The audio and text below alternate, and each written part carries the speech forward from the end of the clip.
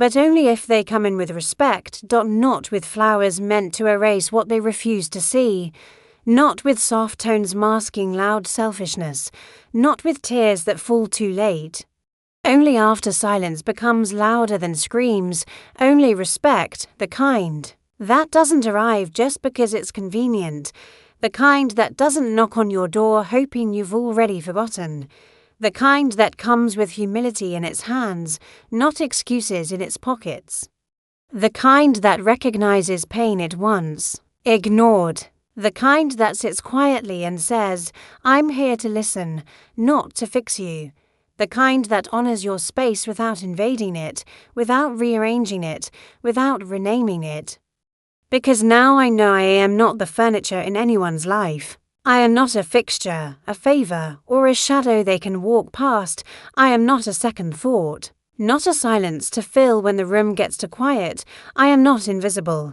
I am the woman who stayed to long where love had no voice, the one who cooked in silence, who folded clothes no one ever thanked her for, who boiled water for people who wouldn't look her in the eyes, who smiled through doors closing softly in her face, who shrank every year, hoping someone would ask why. I gave second chances like oxygen, held my tongue until it forgot how to move, made peace out of crumbs and called it survival, but not anymore, because I've learned something sacred.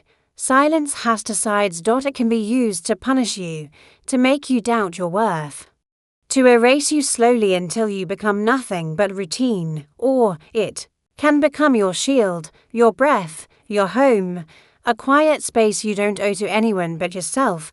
The silence I have now, it's mine. I don't owe anyone an explanation for the stillness I protect. Not anymore. I've earned this version of myself with years of breaking and rebuilding, with tears I wiped while standing at kitchen sinks, with nights I slept on couches meant for guests, with dinners I wasn't invited to in my own home. This house, this life, is mine.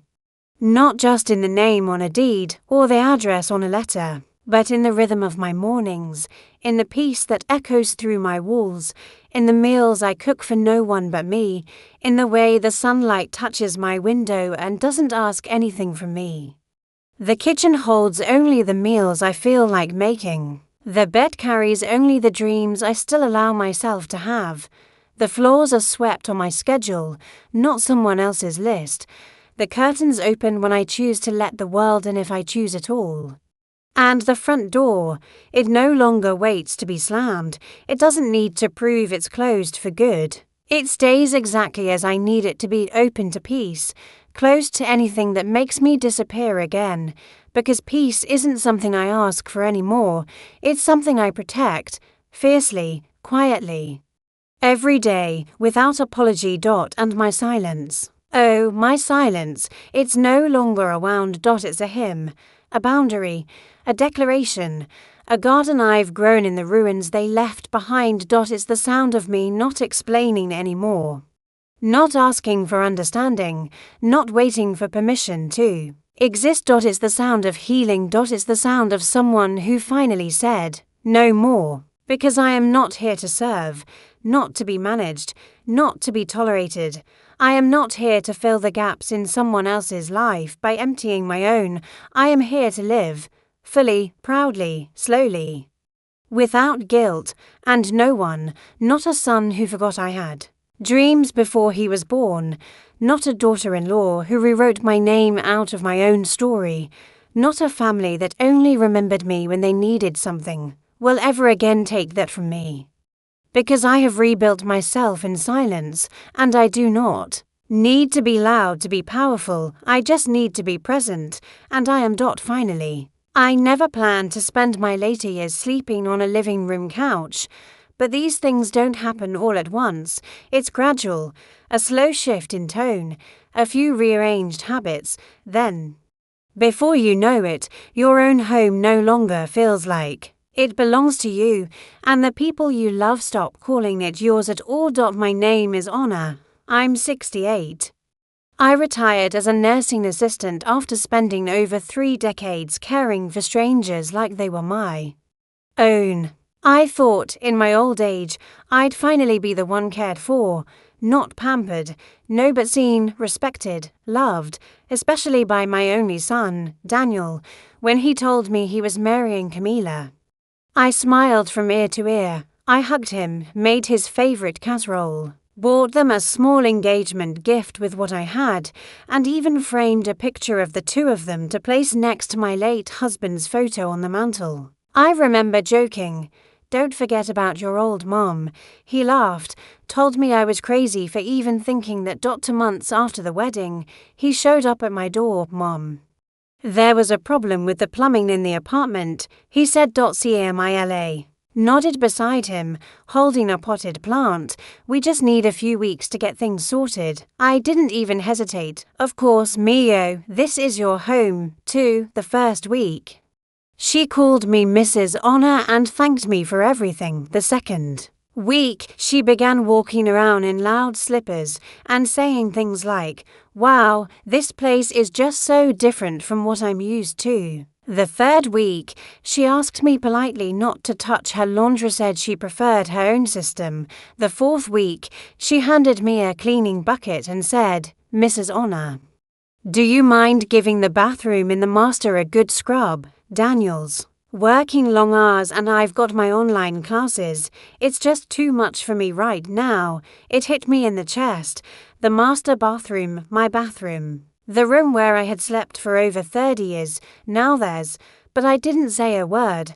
I took the bucket, turned around, and went to clean. I didn't cry. Not then. That was the first time I didn't sleep in my own bed. By the end of the month, I was sleeping full-time on the couch, a 3-seater, brown leather with a small tier on the side. Camila brought more boxes into the house. Said the moving company couldn't store everything. I said nothing. My wardrobe turned into storage space. My name turned into background noise. Daniel worked long days. He was gone from 7 in the morning to 9 at night. Camila was the one who made the decisions. One day she asked if she could freshen up the walls. I thought she meant cleaning. When I returned from the grocery store, all my family portraits were gone, packed into a cardboard box in the back room, replaced by professional black and white photos of her and Daniel posed like movie stars. The biggest one hung over the fireplace, right where our family photo had been since Daniel was 5. It feels more modern now, don't you think? She asked, smiling. I didn't answer. I couldn't. She started calling me Honor, not Mom, not Mama, not even Mrs. Honor. Just Honor. To her friends, she'd say, "This is Honor. She lives with us, lives with us." Not, "We live with her." Not, "This is her home." No. I had become the housekeeper who came with the building every day. I found myself shrinking. Camila started setting rules for when I could clean. "Could you sweep in the afternoons instead? I'm recording my Instagram videos in the mornings, and the broom is kind of loud." So I started cleaning at night, quietly, in silence, bathroom, kitchen, dust, dishes, all while they slept in my bed, under my ceiling fan, with the door closed. I never imagined I would feel like a guest in the home I paid off, but there I was, scrubbing tiles and slippers, while my daughter-in-law hosted dinner parties for her yoga friends in my kitchen. And my son, he kissed me on the cheek in the mornings. He called me Mommy. But he never noticed how I'd stopped wearing my slippers, because she said they squeaked. He never asked why my back hurt more. He never saw that I hadn't sat at the dinner table in weeks. I don't know when I became invisible, but I felt it the day Camila left a note on the fridge that said, "Honor, please take care of the garbage. The smell was strong this morning. Thanks, no please. No would you mind, just a note, like I was the help." That night, I sat on the couch and looked around. The walls had changed. The photos had changed. The people had changed. And I was still holding on. But something inside me was starting to let go. That night, I lay on the couch without turning the lights off. The silence in that house wasn't peaceful anymore, it was loaded. I could hear the fridge hum, the water pipes rattle, and the faint echo of Camilla's voice behind the bedroom door. My door. She laughed. Probably at a show, or maybe at a message on her phone. Either way, it didn't matter. Her laughter filled my home, like it had been there forever, like she belonged and I didn't. I stared up at the ceiling. There was a crack in the plaster. I had never noticed before. How many years had I lived here? 3 or 4, and now I was too afraid to even ask for my room back. The next morning, she called me from the hallway, didn't even step into the living room.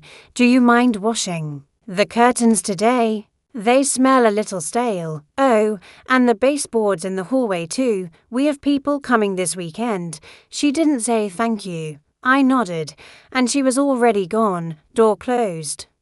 I moved slowly that morning. My knees ached more than usual, and the arthritis in my left hand made it hard to grip the mop. But I did it. I washed the curtains. I cleaned the baseboards. I even polished the handles of the cabinets that no longer held my dishes. Sometimes I'd catch myself opening a drawer looking for something that used to be there. A wooden spoon. A pair of scissors.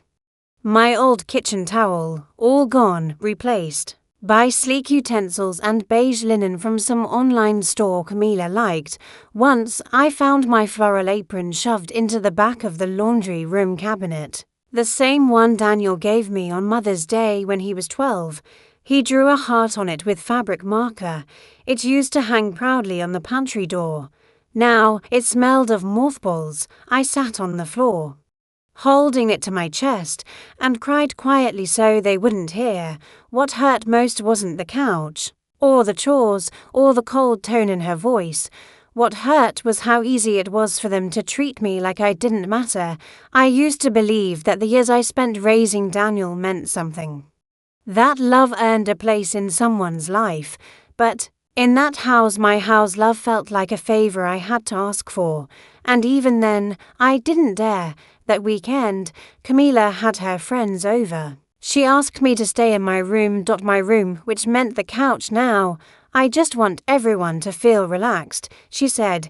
You understand, right? Of course I understood, so I stayed quiet. I stayed invisible, just like always, but something had shifted inside me. That night, after they had gone to bed and the house was still, I got up. I turned on just one light in the hallway. I opened the linen closet, pulled out a small suitcase, and sat on the couch with it on my lap. I didn't pack anything. I just held it, because something deep in my chest whispered, maybe it's time to go. The Sunday roast was always my thing. I'd wake up early, marinate the meat, cut the vegetables, and let the whole house fill with the scent of rosemary and garlic. Daniel used to come into the kitchen just to sneak potatoes from the pan, even when he was grown. Mummy, I swear they smell better before they're done. It had been for months since I last made that roast, that Sunday. I woke up to the sound of Camilla banging pots around the kitchen. From the couch, I listened. The chopping, the blender, the clatter of something heavy dropped to fast into the sink. I sat up slowly, ran a hand through my thinning hair, and waited. No one called me to help. When I walked into the kitchen, she turned with a tight smile. Oh, morning, Anna, I've got it covered today. We're trying a new recipe from TikTok. She didn't ask what I thought. She didn't ask if I'd like to join. She just went back to stirring something that smelled like cinnamon and cream cheese. I stood there in my house, with my slippers half dragged on the tile. And no one needed me. That hurt more than anything, because I didn't want control. I didn't want the kitchen back. I didn't even want praise. I just wanted to be useful, to be seen. Later that day, Camilla's parents came for lunch. She'd arranged the table with place cards, fancy ones printed from her laptop. I noticed the names: Mom, Dad, Daniel, Camilla. No Honor, no Mrs. Honor, just a single empty corner of the table with a folding chair. Do you want me to sit here? I asked, my voice soft. She didn't look up from the salad. Oh, you. Don't have to eat with us if you're tired. No pressure at all. No pressure. No place either. I sat at the edge of the room with a small plate in my lap. The roast are sweet, the potatoes undercooked.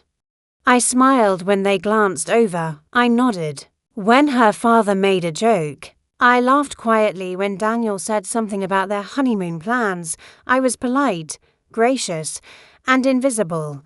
After lunch, I took the dishes without being asked, washed them, dried them, put them away while Camilla poured wine and played host. In the living room, nobody said thank you. Nobody offered to help. The sink water was too hot, and the sponge smelled faintly of mildew. I scrubbed harder than I needed to, just to keep my hands moving, just to fill the silence. Later that evening, I overheard her on the phone, laughing. No, she's not my maid. She's just Daniel's mom, but yeah, she helps around, keeps busy. Like a wind-up clock you just let run. I sat in my corner of the couch that night, blanket over my lap, holding a cup of warm water because we were out of tea, and they forgot to replace it. I looked at my phone, one notification, a game reminder, no messages, no missed calls.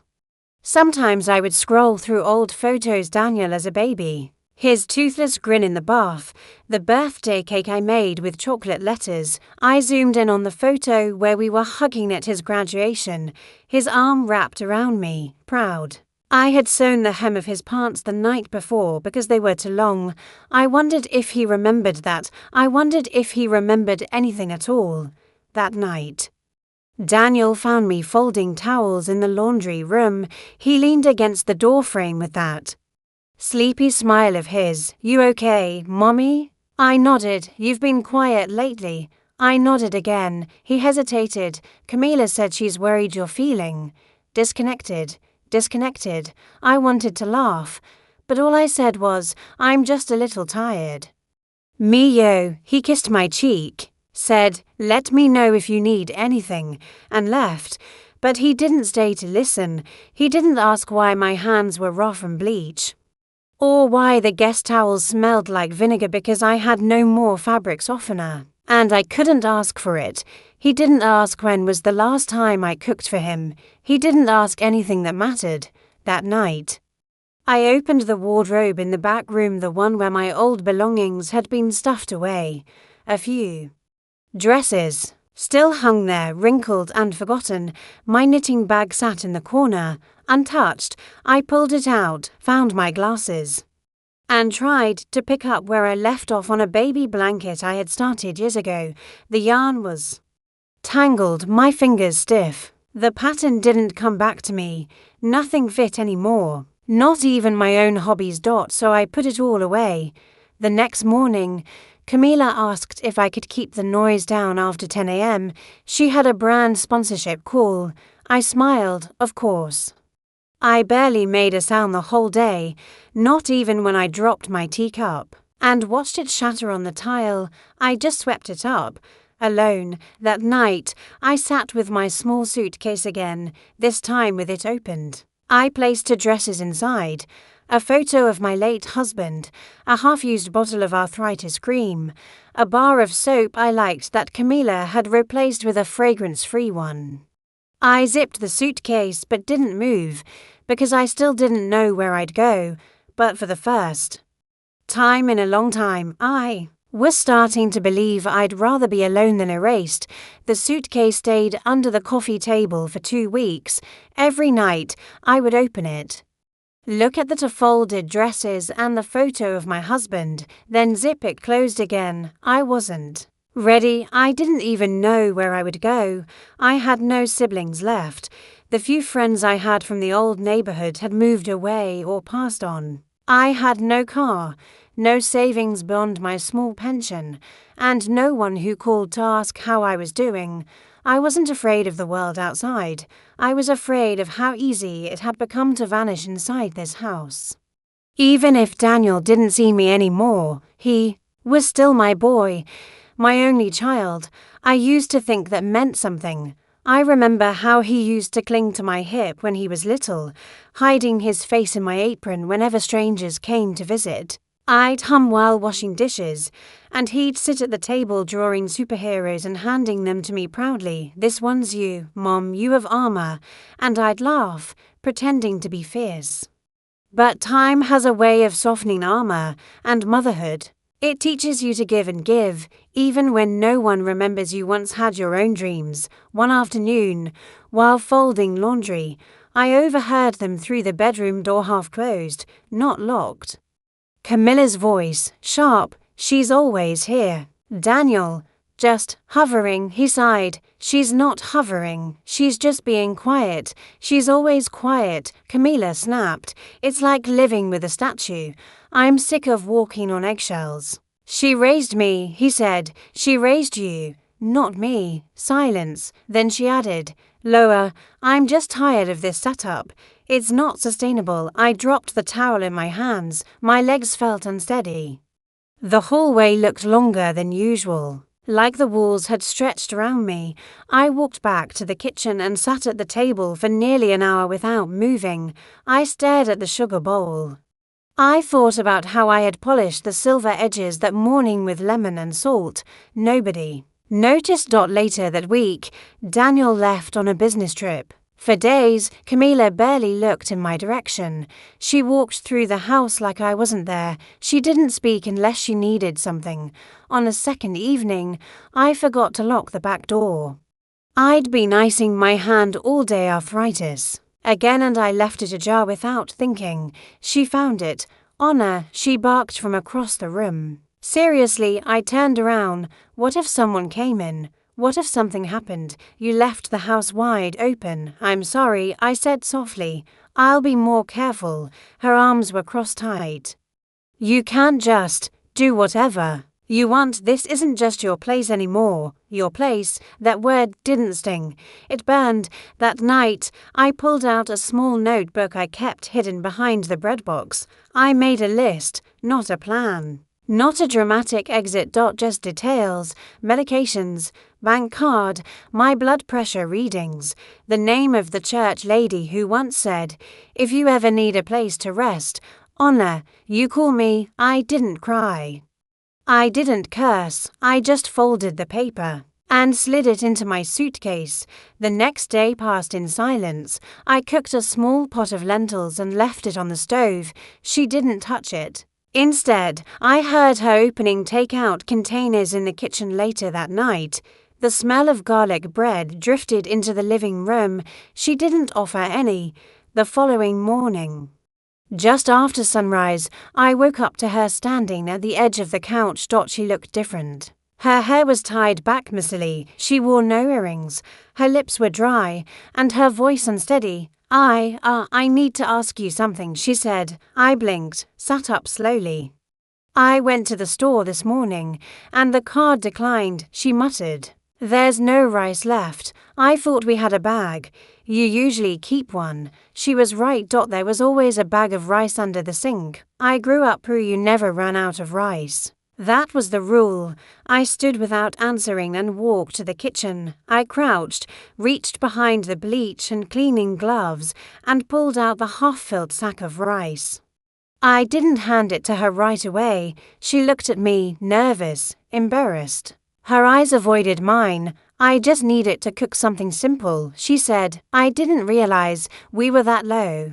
I held out the bag, but I didn't let go. Her hand froze mid-reach. When she finally looked up, there was something I hadn't seen in her before. Something cracked, not arrogance, not entitlement, but fear, real, human fear. She wasn't the same woman who used to call me Honor like I was a stranger in her hotel. She wasn't the woman who ordered me around the kitchen. She looked lost. And I realized something I hadn't before. I wasn't afraid of her anymore. I wasn't waiting for permission to exist in my own skin, and maybe she wasn't as in control as I thought. I didn't leave that morning. I waited one more night. Sometimes, when you've lived for too long in the same quiet sadness, even freedom feels like fear. I spent the afternoon packing slowly. Not that there was much to take. A few clothes, my toothbrush, the little wooden box with Daniel's baby teeth inside, and the gold crucifix I used to wear every Sunday when I still had a place to sit at church.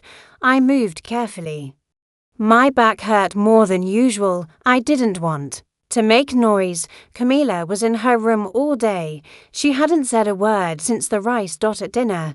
She ordered food again. I heard the front door open and close when the delivery came. Heard her voice, trying to sound cheerful with the driver. I stayed in the kitchen, ate 2 boiled eggs and a piece of bread. Drank water from the blue glass Daniel used to cool his super cup when he was little. There was a time when I believed silence meant peace. Now I knew better. Silence meant erasure. That night, I folded the blanket on the couch and placed it over the armrest neatly. I wiped the counter, emptied the trash. Wrote a small note on a piece of paper I found near the microwave. Thank you for the roof. I'll be okay. I left it under a magnet shaped like a pineapple. Then I sat down, hands folded, and waited for the sun. By 6:15 a.m. I had taken my suitcase to the porch.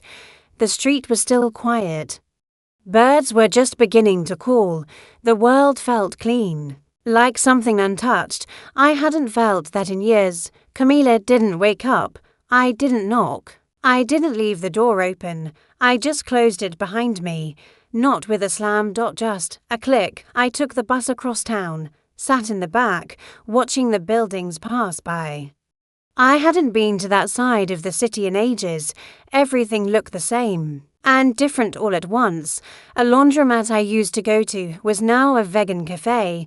The pharmacy was a tattoo parlor. Even the bakery had changed owners. But the church was still there. It sat on the corner like it always had, plain white siding, 2 benches out front, and a cracked concrete walkway that no one had ever fixed. It made me smile.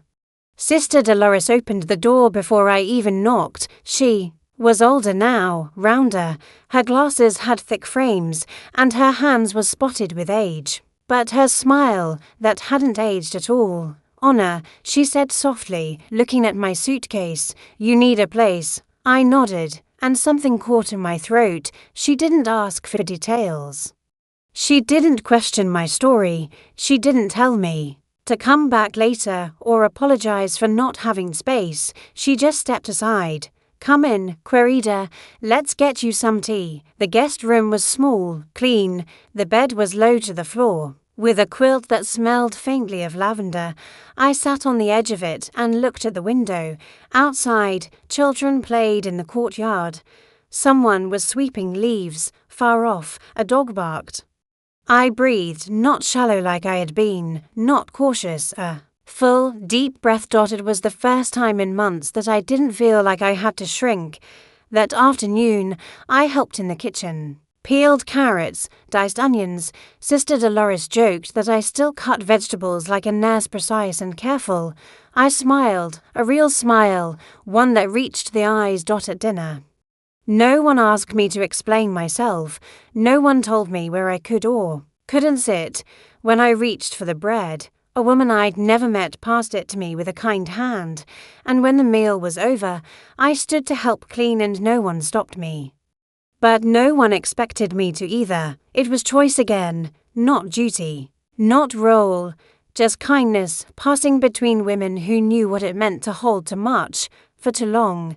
That night, in bed, I cried, not from pain, but from relief. Relief that I had left, relief that I had not waited for a door to slam or for someone to beg me to stay, relief that I still knew how to choose myself. The next morning, I walked outside to stretch. The sunlight fell across the gravel walkway, and the wind carried the faint smell of fresh bread from the kitchen. My phone buzzed in my bag. I had almost forgotten I still had one, for missed calls from Daniel. One voicemail. I didn't press play. Not yet. I wasn't ready to hear him ask where I was. I wasn't ready to hear that quiet tone he used when he felt guilty, or worse, responsible. I knew it was coming, because some silences are louder than screams, and mine had finally been noticed. It only took 24 hours. By the next morning, Daniel had called me 6 times, to missed calls the night before, for more while I helped in the church garden, pulling weeds with an old pair of gloves someone had left behind. He hadn't left another voicemail, just short texts. "Mommy, where are you? Camila said you left. Please call me. Are you okay?" I didn't answer. Not yet that afternoon. While drying silverware in the church kitchen, Sister Dolores approached quietly and placed a small portable radio on the counter. "You don't have to say anything," she said, "but you can talk when you're ready." I nodded, grateful, but I wasn't ready yet.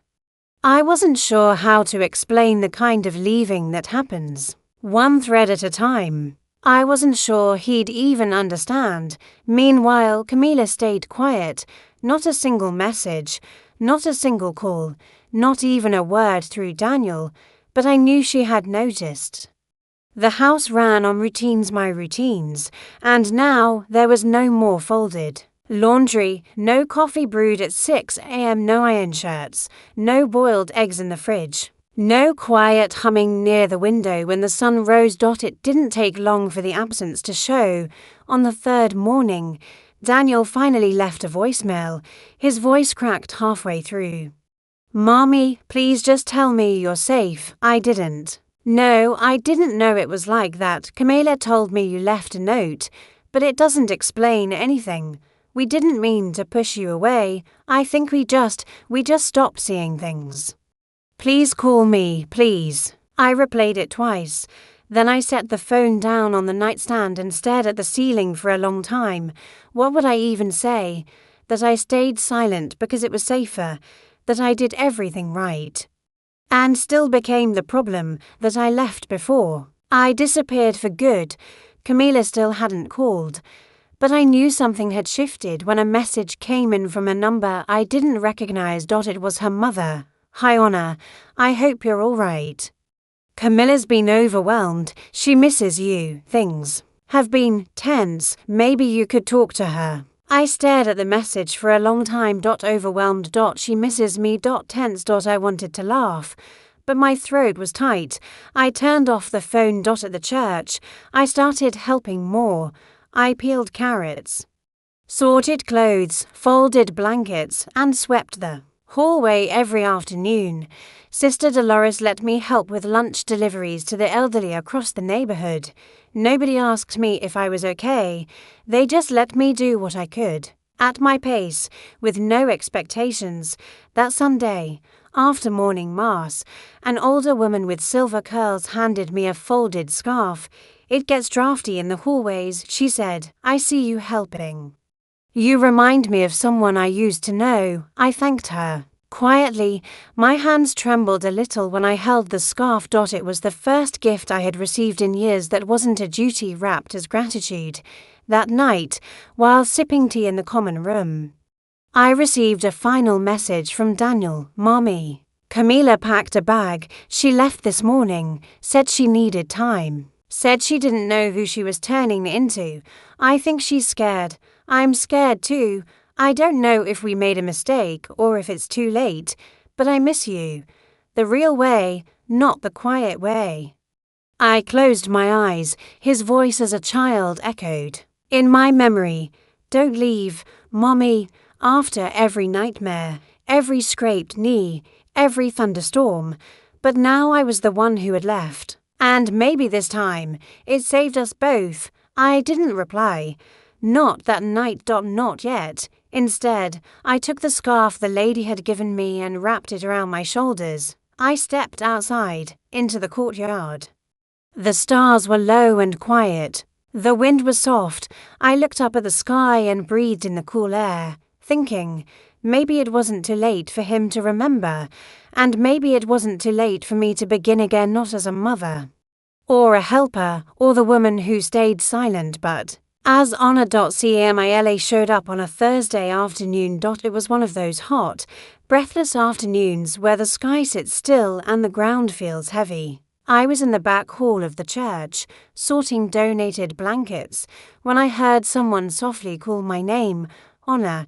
It took me a few seconds to recognize her voice. I turned slowly.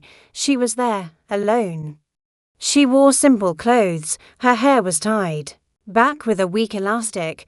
No makeup. Her eyes were red and hollow. That polished shine she always carried was gone.